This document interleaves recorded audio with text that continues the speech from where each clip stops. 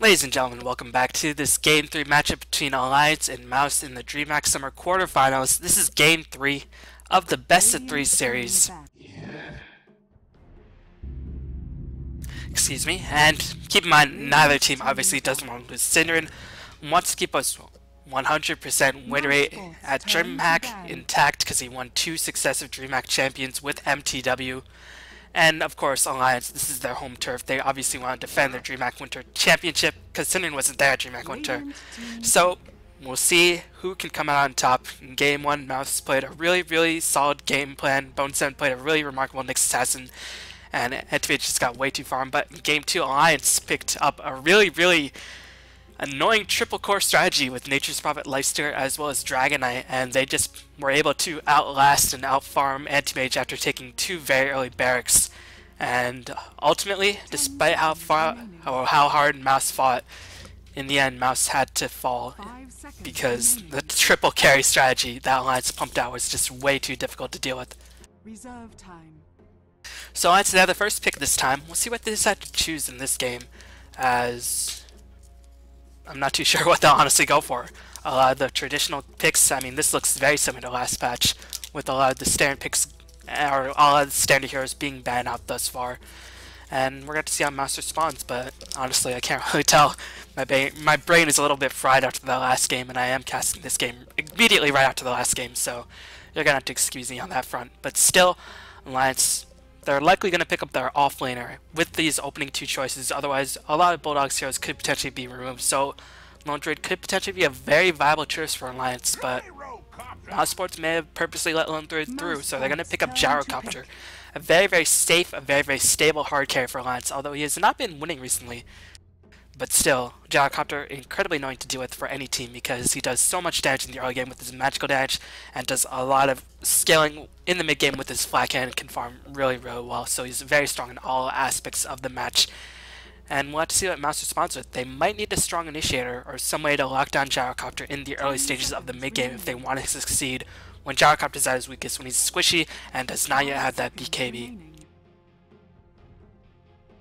But unfortunately for Mouz, Barada and Nyx, 2 of their primary picks in that department, have been eliminated. They could potentially go for their dual roaming gank squad that they did not utilize whatsoever in Game 2, of Bane and Lina. And I think that was one of the major faults with Mouz. Their supports were just very underleveled at the beginning, so we'll see if Mouz can actually get some farm on the supports at this point. Otherwise, I don't know. I think Alliance might punish them a bit harder than they did last time. But Mouz gonna pick up the Nature's Prophet, gonna deny it from Bulldog after playing it against Bulldog. Nature's Prophet for 2 games in a row. They've had enough, but Alliance, this will likely be a Lone Druid choice for them, as they don't want to really let Mouz ban out the remainder of Bulldog's heroes.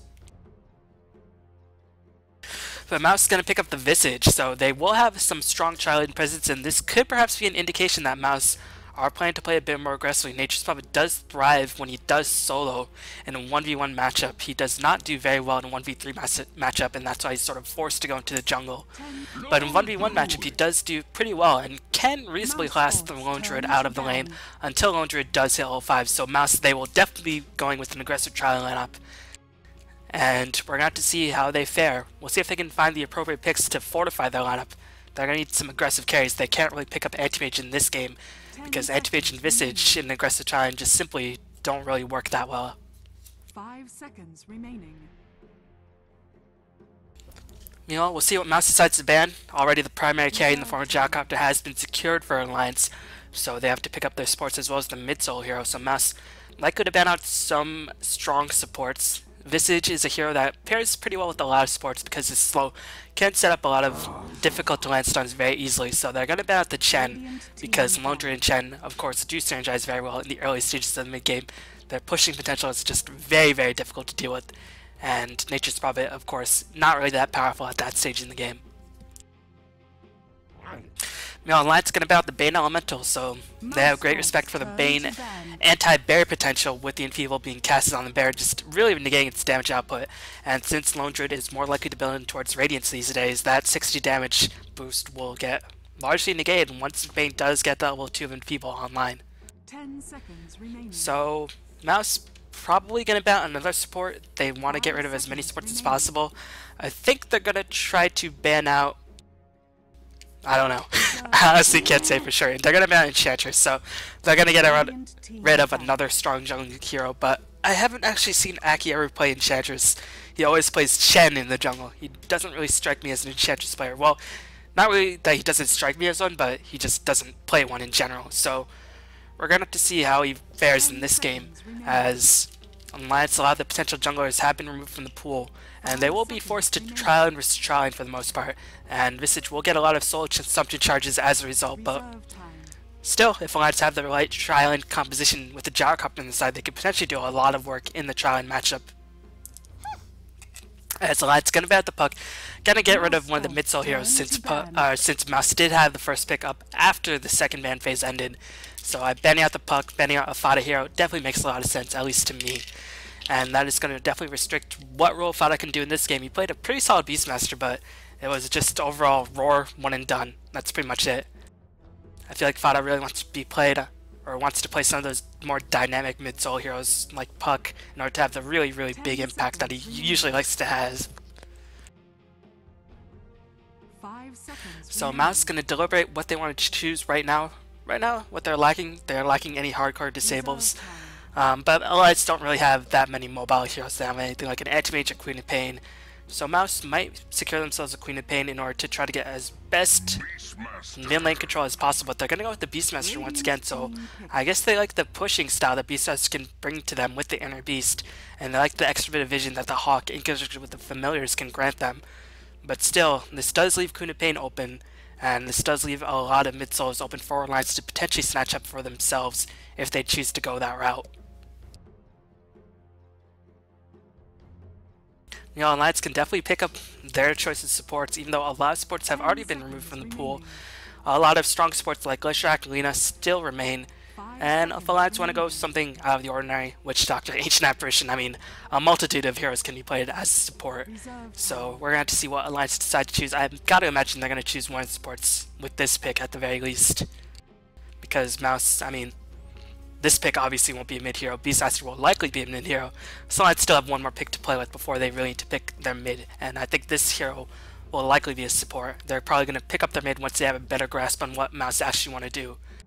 And I'm not too sure what Mouz actually want to do. They have a pretty strong ganking lineup, which can potentially scale pretty well into the late game, but I'm a bit concerned about their trial lane setup since I think Visage will probably be placed in an aggressive trial lane. So I think Mouz will try to get themselves an Alchemist to try to really pump out the damage in the trial lane and really limit Gyrocopter, but Alchemist does thrive in a defensive trial lane scenario in order to maximize that Gruel's Greed effect. So I'm not too sure. Mouz could perhaps go with a different carry option if they really feel the need to do so. But Anti-Mage versus Lone Druid. Lone Druid definitely becomes a lot more powerful than Anti-Mage just because it can push so much earlier on. As Alliance is going to pick up a very smart support in the form of Keeper of the Light. Going to defend against pushes, going to make Trial versus Trial a lot easier for Alliance. And overall just going to be very, very annoying for Mouz to deal with because Keeper of the Light has such long range, has good movement speed, and is just very, very difficult to deal with in a Trial versus Trial matchup. So this might force Mouz to reconsider Trial versus Trial and might switch Nature Swap back to the jungle.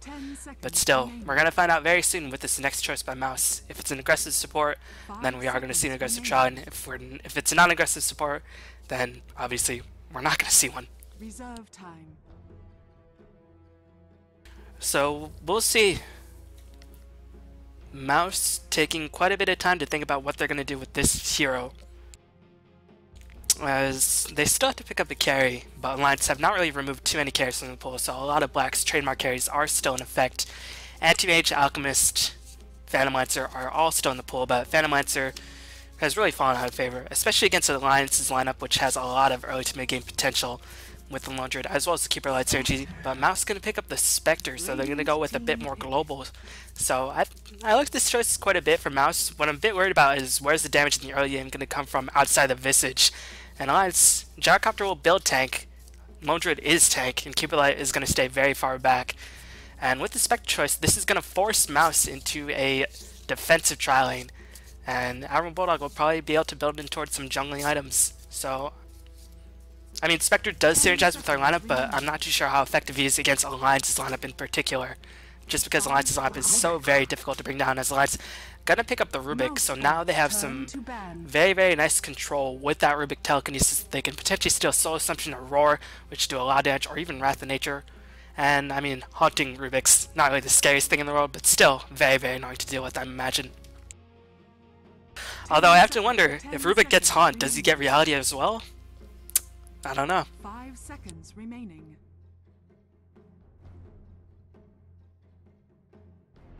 So Mouz likely gonna ban a mid hero right now, since S4 still has yet to claim a mid hero, so I think Queen of Pain or Magnus look to be the optimal choices. Empower Lone Druid is still very, very strong, and Magnus definitely does a lot better melee versus melee than he does against melee versus range.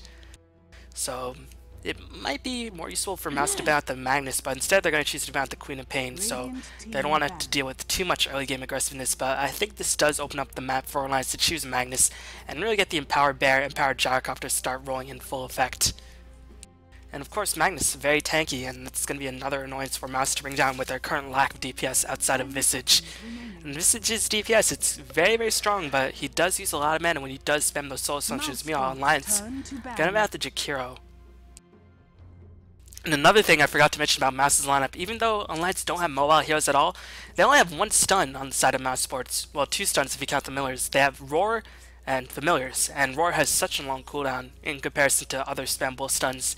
So Mouz's lineup, it's very, very ambitious, and it's either going to be high risk, high reward, or they're just going to fall flat on their face. I don't think there's really much room for middle ground with this lineup, because the Nature's File Inspector do take way too long to build up.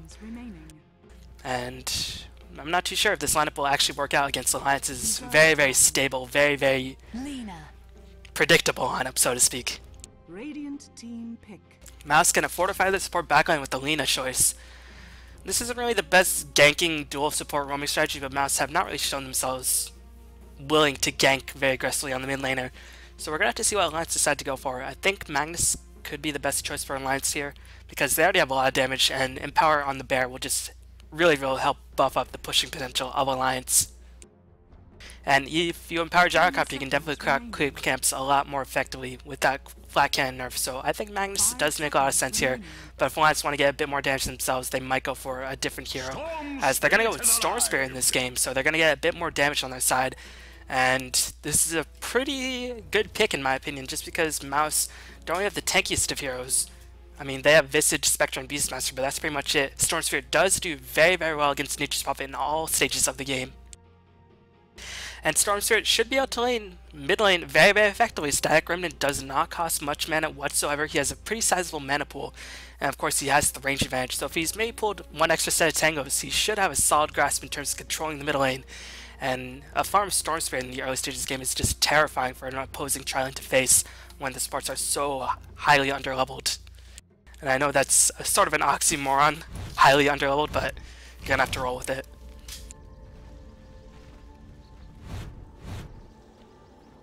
So introducing the players and teams, we're gonna have S4 playing the Storm Spirit. Looks like he wasn't pulled anything, instead picking up a Null Talisman. No, he was pulled a set of tangos, so didn't pick up the Null Talisman, instead Mantle of Intelligence. Aki is going to be playing the Keeper of the Light.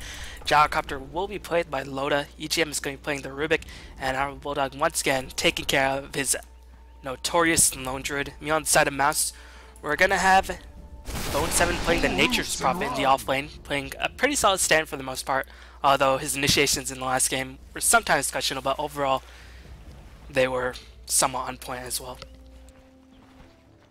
Meanwhile, Synderen is going to be playing his trademark Lina, Fada is going to be playing the mid-soul Beastmaster, Pasta is playing the Visage, and Black is going to be playing the Spectre, as he was pulled quite a bit. I think Mouz should probably anticipate that they won't be running against an aggressive tri-lane. I mean, Rubik and Gyrocopter and Keeper Light can definitely do a lot of damage, but this might be a bit overkill. But this does allow Mouz to potentially roam around quite a bit in the early stages of the game if they get enough gold for Smoke of Deceit, because Spectre will have enough regen to keep in the off lane. And so far, Bulldog not really positioning his Baron to position where it can pull the creeps very easily. It's just way too risky with the 300 gold, because 300 gold in the early stages of the game is just an extra set of wards as well as a flying courier upgrade, pretty much. And actually, it will be an aggressive challenge, so I guess smart prediction by Mouse Sports. And I underestimate Alliance in that regard because Rocket Barrage into Illuminate does do a lot of damage, and Spectre she builds she is naturally tanky, but only when she gets some levels in Dispersion. But I'm a bit worried about for the supports on the side of Mouse, especially if Alliance block off this creep spawn. Because they pulled the Spectre so hard, I don't know if they have enough gold to force Sentry Wards to D-ward a pull ward. But it looks like Cinnamon is very well equipped, and Gyrocopter already doing the harassment with the Black Hand, really driving Black back. And this is the problem with Spectre. If you beat her in lane, it's very difficult for her to come back because she has no flash farming abilities. And I don't know, Mouse have some very, very strong supports as Loda venturing very close. Not going to pop a Rocket Barrage because he doesn't have level 2 just yet, but still was obviously toying with the idea. If you were level 2. Meanwhile, in the middle lane, you can see Fada already having a difficult time, but he did rush the bottle, and he will have that up very, very soon. Actually, it's being delivered to him as I speak.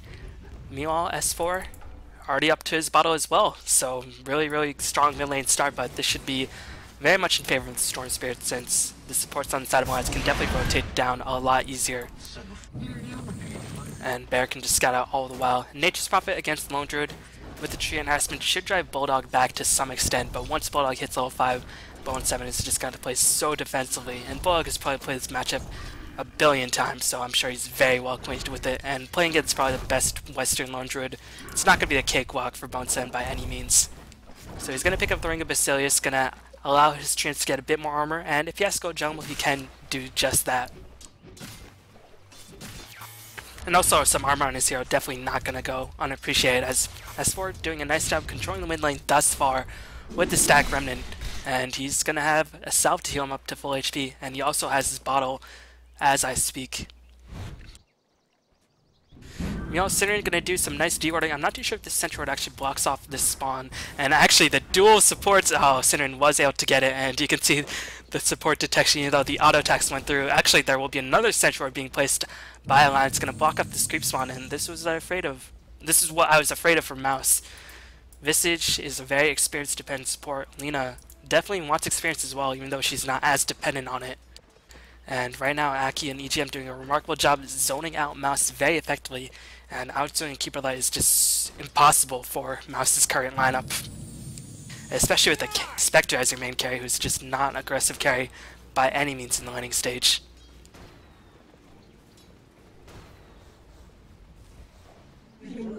Now Loda going for the 1-1-1 build. Just going to get 1 point into homing missile, as the creep wave is just going to be pushed all the time. And Alliance don't really care because they're pulling themselves, their supports are getting more levels, and there's nothing the Mouse supports can do to contest this at all. And meanwhile on the bottom lane, Lone Druid getting close to that level 5. Once he gets it, Bone 7 is just going to play super defensively, and there's really not too much he can do. He might be forced into a jungle, might go for a gank up on the top lane, as Cinnamon going to be zoned out by the homing missile, but Loda and his allies won't be able to keep up the pursuit. Meanwhile, Fada taking a lot of damage. Did have a double damage, so he's actually doing quite well in the middle lane, and Beastmaster has good armor, good HP pool, and has a good mana pool, so he can compete with the Storm Spirit, but Storm Spirit overall won't be interrupted, and an uninterrupted Storm Spirit, considering the low levels on the supports of Mouse, is just gonna wreak absolute havoc against the squadron of Mouse sports. And this has got to be so annoying for Mouse to deal with. They're just constantly being harassed. Black forced to burn through pretty much all of his regen, and he only has 7 CS to his name. Meanwhile, Gyrocopter 23 last hits. And I just really feel for Mouse at this point. Their support's pretty much useless. Bone 7 going to find himself entangled. One more entangle could be the end of him. He's going to try to teleport on out of there, but looks like he was just barely able to escape. So annoying for Nature's Prophet. He's not even level 5, as Bulldog is really, really taking command of this bottom lane. And once Lone Druid gets an advantage in this matchup, it's just pretty much impossible for Nature's Prophet to come back. But he's still going to try. He's going to go back to the bottom lane, trying to get as much experience as possible, trying to get last hits wherever he can, and using the mana regeneration in the Fountain to heal up his mana as much as possible. Denied.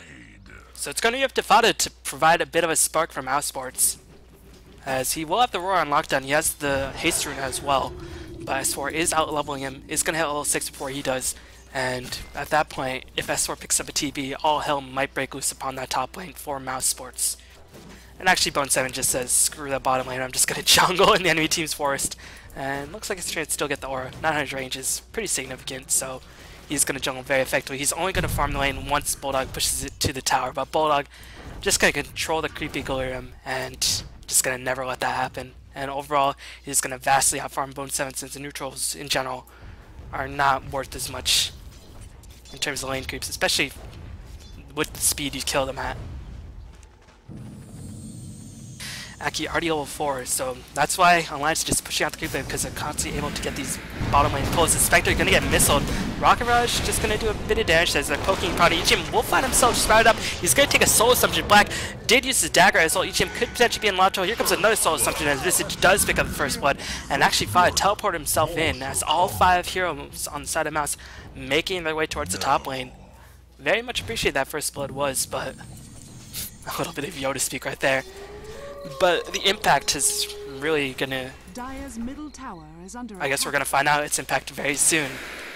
Because once again, Black gonna be ushered away. And really, Beastmaster, since he teleported to the top lane, is just gonna give up the mid lane, control the Storm Spirit.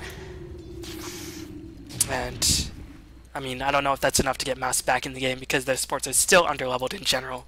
And Black is forced to go back to Fountain. No more regeneration on his supports nor on his heroes. Cinnamon is just completely dirt poor. One Illuminate with the Fade Bolt will mean the end of him. So he's just trying to sap whatever experience he can possibly get and try to get those levels online, but this is so scary for Cinnamon. He knows if Alliance realize this, they will just dive him and kill him off. Meanwhile, Bone 7 farming his own jungle, realizing it might be a bit too dangerous in the enemy team's jungle.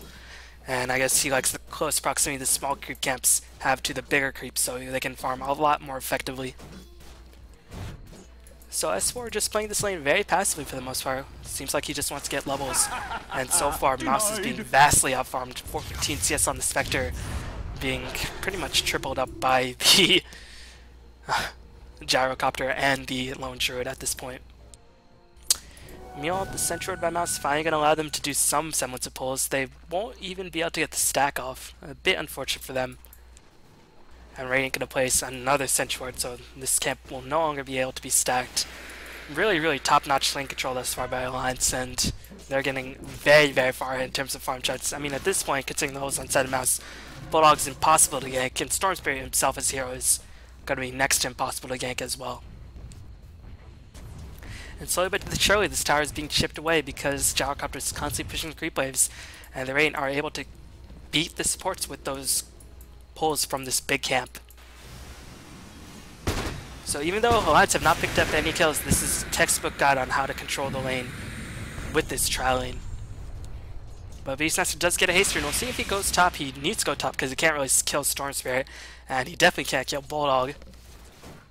And one thing that Alliance are lacking a bit, no, I guess it's Mouse. Mouse don't even have any wards up at all. And you can see this creep camp was pulled, but oh, Spectre just taking a huge project damage, and was that Fada canceling the teleport? Bone 7 does come in, gets a revenge kill on the Rubik, so ETM once again paying the price. But still, they kill off the Spectre, and Spectre is pretty much the only hope for Mouse Sports until Bone 7 does get his farm going. It looks like he is going to go for the Stare and Midas build on the Nature's Prophet. But Bulldog going to make his way towards a very, very fast range. I think he is rushing at this point, not going to bother getting phase boots or tranquil boots at all. Going to instead rush that radiance, and he should get it. I don't know, maybe like a 14-minute radiance, which is absolutely ridiculous, but that is the pace that Bulldog's on at the moment.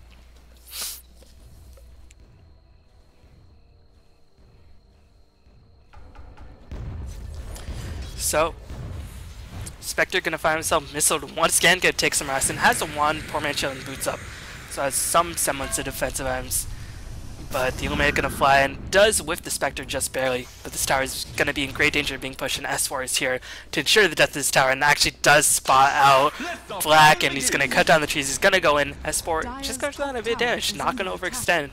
In the end, Mouse's goal, or Alliance's goal, is to take down this tier 1 tower, and they will definitely do just that, as Bone 7 gonna protect the bottom tower.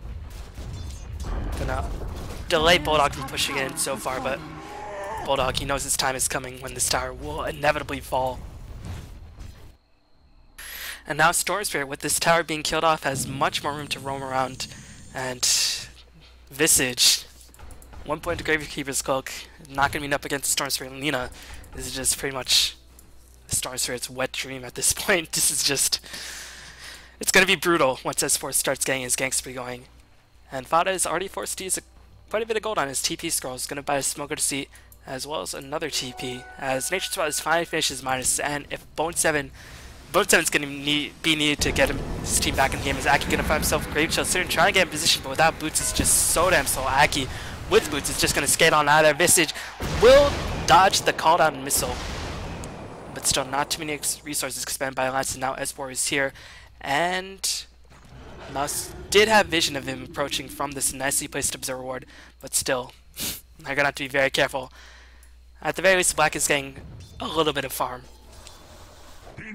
But Black, it takes so long for a Spectre to build himself up, and Lone Druid has just been getting uninterrupted farm that you will have a much greater impact, and it looks like it won't be a 14-minute Radiance. It might be like a 13-minute Relic, though. Fada just not able to get much going for him. I'm not really liking this Beastmaster choice, and you see why, as I think Call of the Wild was stolen. I'm not too sure. He instead maxes Axe in this game. I guess he realizes that Storm Spirit could potentially cut down the trees, and Illuminate does pretty much one-shot the Greater Hawk. So he's just going to push out the wave as much as possible with Wild Axes. And Mouz just continue to ward up, trying to protect Black, because they know Black is their chance to get themselves back in the game, but you can see the goal graph favoring Alliance pretty heavily. Experience graph favoring Alliance by a much bigger margin. But Bone 7 has his Midas, like I previously mentioned. Gonna likely build his way towards the Shadow Blade, start split pushing. But I don't know, up against the Storm Spirit, Nature's Prophet's split pushing annoyance factor might not have as big effect as it would have in other games. Looks like Mouz just trying to sap whatever experience they can possibly get from the camps, but you can see Spectre is level 6, and the support's not even close to getting that level 6, and everybody on the side of Alliance is at least level 6. Here comes S4, gonna kill off Synderen, and has the Haste is gonna turn his attentions on the Pos. Will pick up the kill on Pos. So immediately 2 kills being secured, and Fada, or Bone 7. This is not where you want to be, bro. Not too sure what you're doing. He's going to use the trees, but it gets immediately cut down by the Storm Spirit. I'm not too sure what Bone 7 was thinking. But he's going to die, and Fada can't even roar. Storm Spirit just too fast. As the storm came from Mouz, and it came with a vengeance, and he's just going to call his friend back to home. And Storm Spirit working his way towards a very, very fast Orchid at this rate. Meanwhile, Bulldog is going to have his Relic up. This tower is going to get pressured at the same time. And I don't even think a Mouse can kill him off with these 2 heroes. They're just too underleveled, and Bulldog, level 11.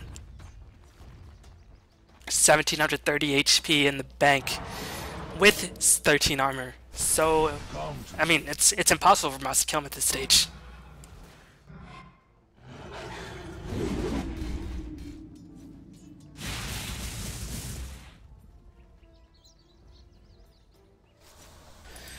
So, Black just going to continue to farm up. We'll see if he goes the Loda build, phase, drums, etc, etc. I don't know where he should go. This is just such a desperate situation for Mouz, since they're so far behind in terms of levels. And Recall goes down to S, where he does spot out Bone 7, and Bone 7 will likely take the fall once again. The Illuminate going to fly, and Storm Spirit does pick up the last hit. And Cern can always stand and watch as Bone 7 gets obliterated right in front of his eyes.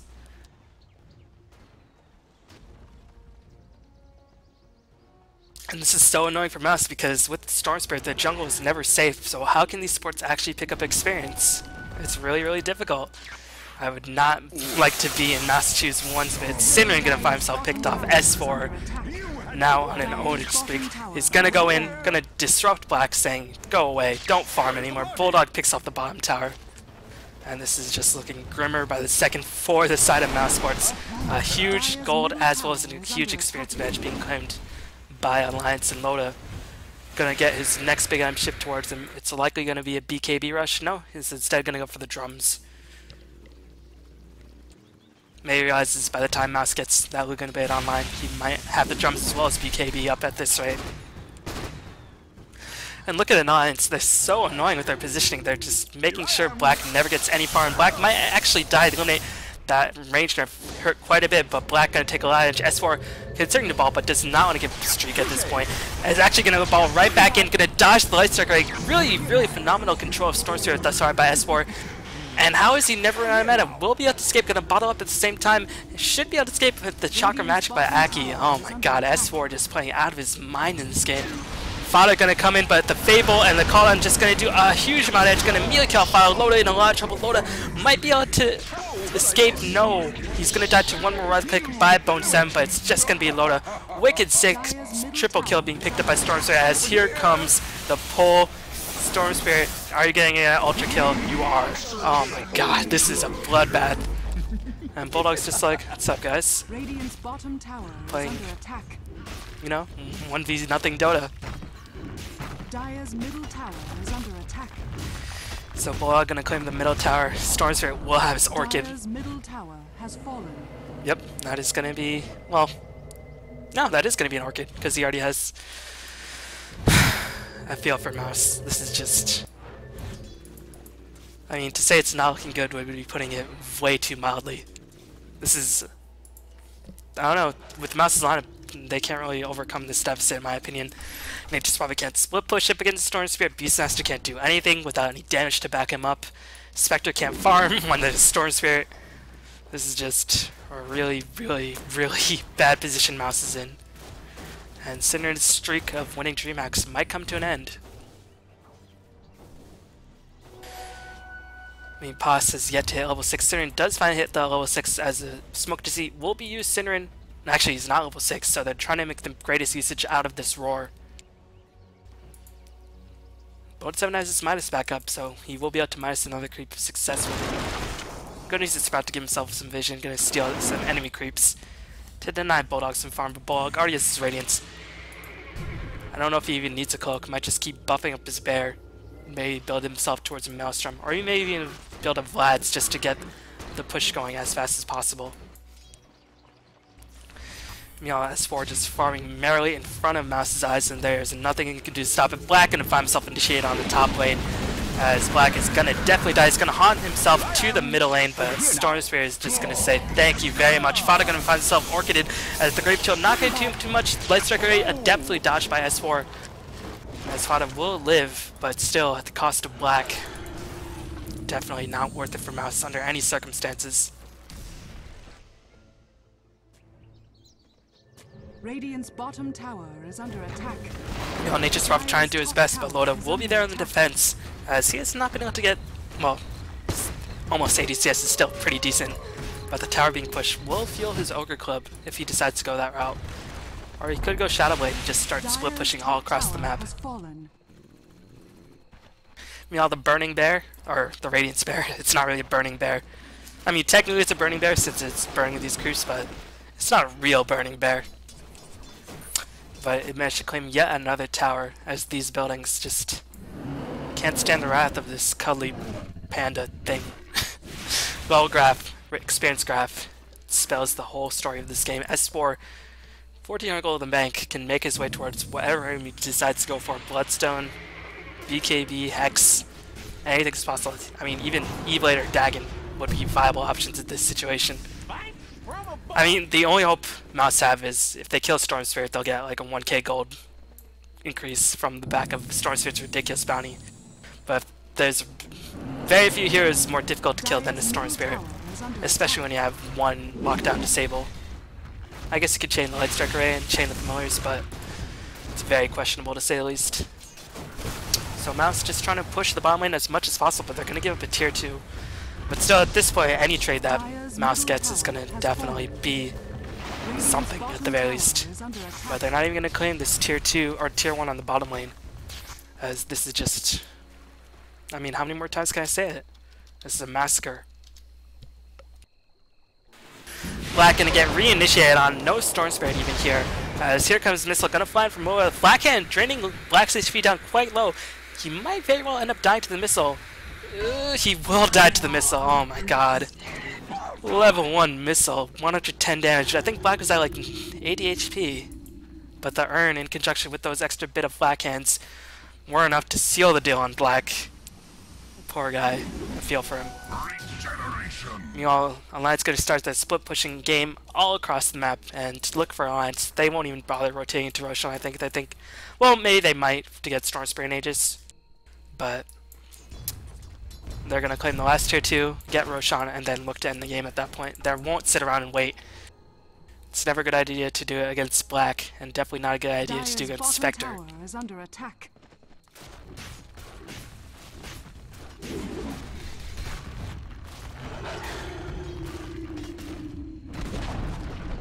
Dire's bottom tower has fallen. Meanwhile, another tower was claimed by the fuzzy fierceness of the fastidious feral fucker.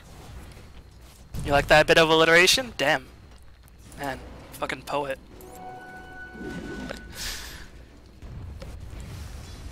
Keep it like gonna walk in as Lions. Looks like they don't even really feel like they need to get Roshan, and I can't really say I blame them. I mean, the bear almost has a finished AC. I just want to look at the GPM. I mean, he doesn't even have 500 GPM. He's been able to claim so many towers. 10k net worth up on the launch rated. And Saren just going to be driven back by missile. Dire, they're fortifying their structures. They have ultimates online, but even if they use all of them, I mean, they might be able to kill Rubik. Or Caught if they burst him down, but Black, oh no. Poor guy. I mean, he's trying to do the Spectre thing where you just farm up, but Storm's here, more than happy to use all his mana, because guess what? You have a Kato on your side. You can recall him back. And that's precisely what Aki's going to do. So you can't even do the Storm Sphere thing while you farm, while your other team looks to try to defend or look for a team fight. And this fuzzy critter once again going to work on this tier 3 middle. Seems like S4 just balling around for the sake of balling around. Is making a flag, gonna chip down S4. Here comes Fada, but can't get in position. Orchid just gonna burst him down. Mechanism gonna be used. Laguna Bay gonna be used on S4 as well. They're throwing all their eggs, trying to kill off S4, trying to get the gold bounty. It's simply not enough. And I expect Mouse to call GG. They can't come back from this. This is just way too hard. And GG well played is called by Mouse Sports. Good luck is the signal. And for once, Alliance gonna finally get the monkey off their back that Mouse represented to them. I mean, Mouse just plays very well against Alliance in general, but in the end, the picks were just dominating. I don't even know if Mouse, we could say, I mean, it was definitely an outplay, but it was more the picks, because the picks were so good that it just allowed to this immense outplay. So really well played Alliance, a dominating Game 3 after a very, very tenacious Game 1, Game 2 effort by Mouse. So Alliance going to move on to the semifinals. So hopefully you enjoy the match. Thanks for watching, and I'll see you with the next series very, very soon. So peace out, guys.